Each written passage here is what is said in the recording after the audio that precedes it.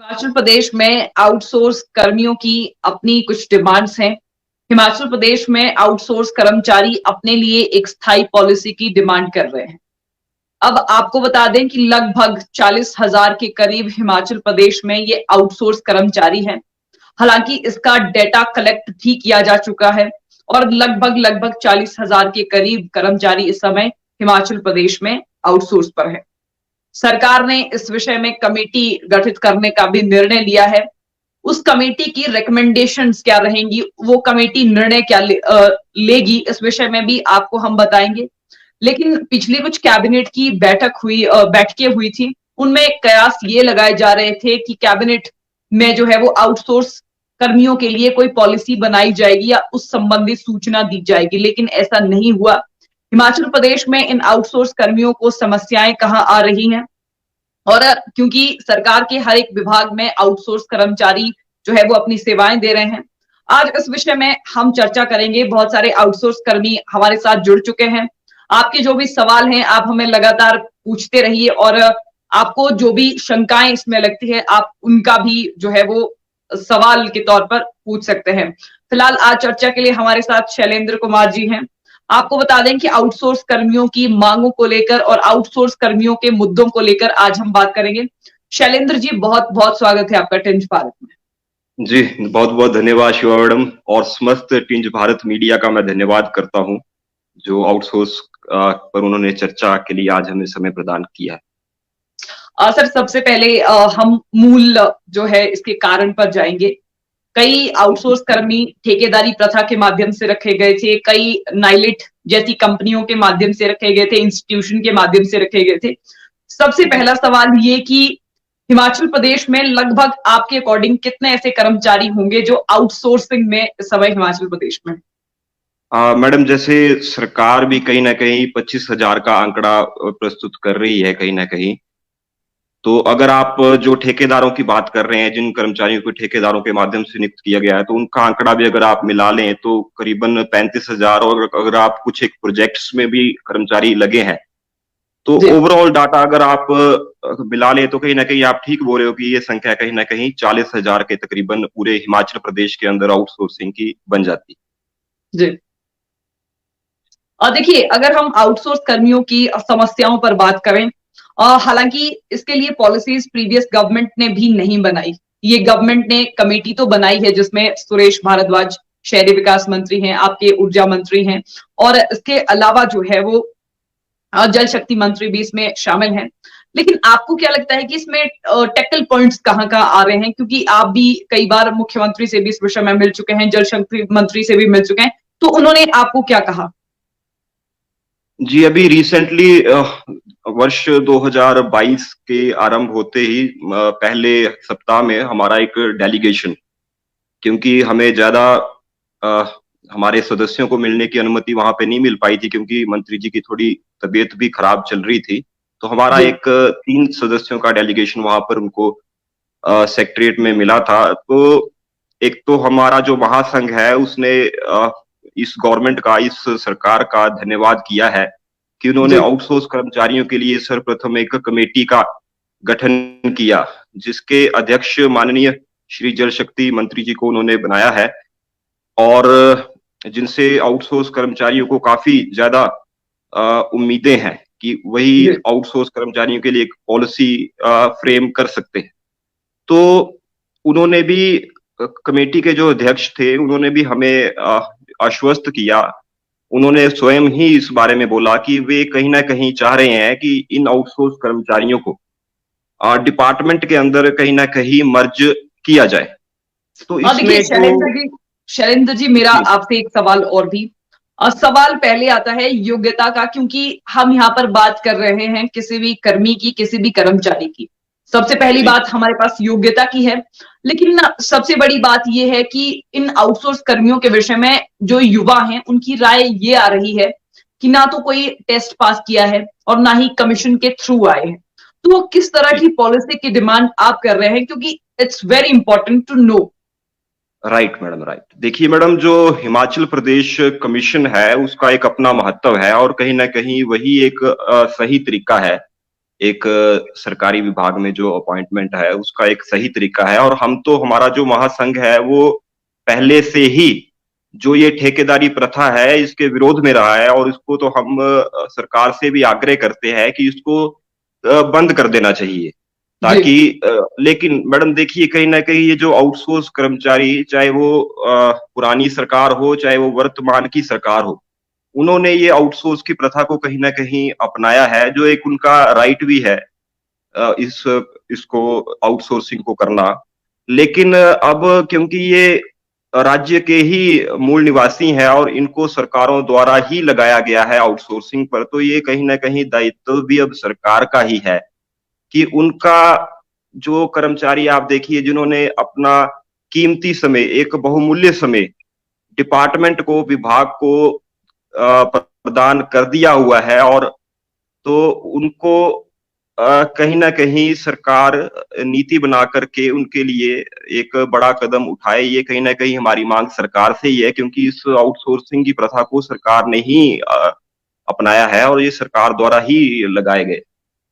देखिए, जब भी आउटसोर्स कर्मियों की बात आती है तो पिछले कुछ दिनों में हम काफी समय से सुन रहे थे कि इस पर काम का समय लेना चाहूंगा, एक और मैं बात आपके समक्ष रखना चाहूंगा, जैसे कि जहां पर योग्यता की बात आती है, जहां क्वालिफिकेशन की बात आती है, तो जो इन पदों के लिए सुनिश्चित किए गए थे मापदंड, जी क्वालिफिकेशंस, तो जो हमारे आउटसोर्स कर्मचारी हैं वो उसको कंप्लीट कर रहे हैं, जी वो उस योग्यता को कंप्लीट कर रहे हैं, जो भी उसके अनुभव थे या जो भी उसका, आप बोल सकते हो कि दक्षता उसमें चाहिए थी, तो वो हमारे आउटसोर्स कर्मचारी उसको पूरा कर रहे हैं। और इनके तो एक एक साल बाद कई कई जगह पे कॉन्ट्रैक्ट भी रिन्यूअल हुए हैं, तो ये कहीं ना कहीं उसको पूरा करते हैं, तभी ये सरकारी विभाग में इतने लंबे समय से सेवाएं दे रहे हैं।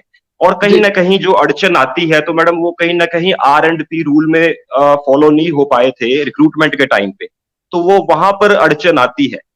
योग्यता में कोई अड़चन नहीं है, वो वहां पर अड़चन आ रही है क्योंकि इसमें कुछ रोस्टर वगैरह फॉलो नहीं किया गया था, जिसमें आरक्षण की व्यवस्था को नहीं रखा गया था। तो वो मैडम, हमारा संघ पहले भी बोल चुका है कि देखिए, आज मैं पुनः एक बार मीडिया के माध्यम से भी ये बात रखना चाहता हूं कि जिस तर्ज पर देखिए पीटीए, पैट और पैरा टीचर्स के लिए पॉलिसी फ्रेम की गवर्नमेंट ने, उनको R&P रूल्स में रिलैक्सेशन प्रदान करते हुए, तो यदि सरकार चाहे तो आउटसोर्स कर्मचारियों के लिए भी इस तरह से एक नीति बना सकती है, जिसमें चाहे वो डिपार्टमेंटल टेस्ट रख दे, हमारे तो कर्मचारी उसके लिए भी तैयार है, या कोई अन्य रास्ता हम तो वो भी सुझा रहे हैं, और नीति बनना कोई इसमें कठिनाई नहीं है।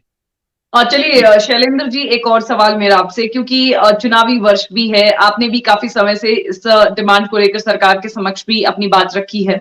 लेकिन जी अगर, क्या लगता है आपको, कितने आश्वस्त हैं कि गवर्नमेंट जो है वो एक सही पॉलिसी फ्रेम करेगी? क्योंकि अगर पॉलिसी फ्रेम हो गई, उसमें कुछ त्रुटियां रह जाती हैं तो भी तो समस्या है।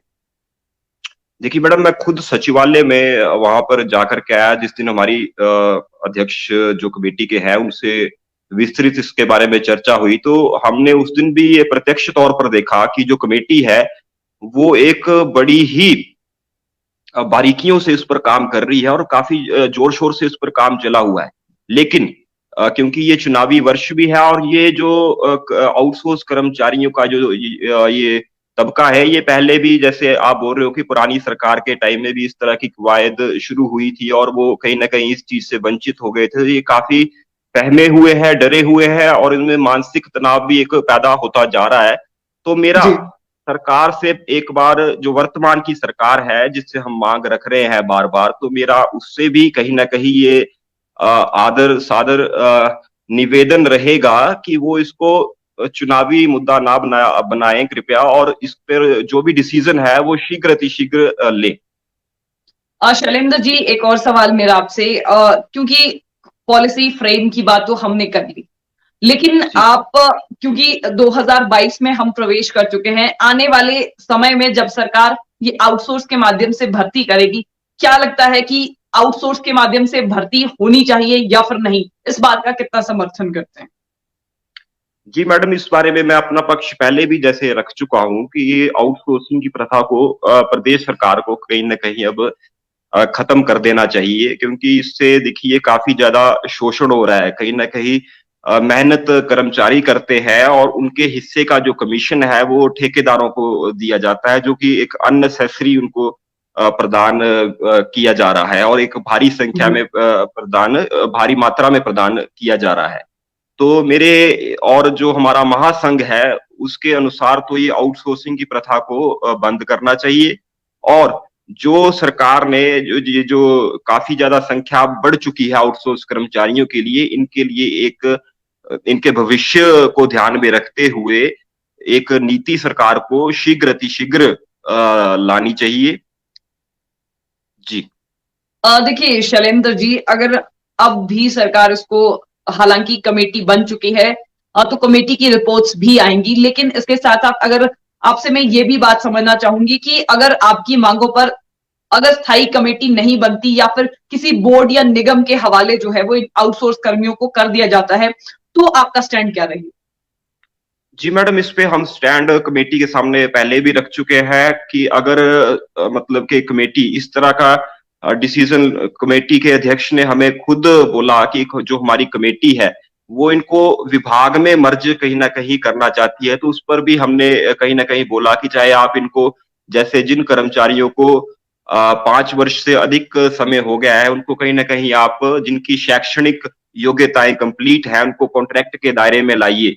और जी। अगर इससे कम समय किसी को हो रहा है तो उनके पदों के अनुसार, जैसे ज्यादातर आउटसोर्सिंग जो की जाती है वो क्लास 4 और क्लास 3 के पदों पर की जाती है।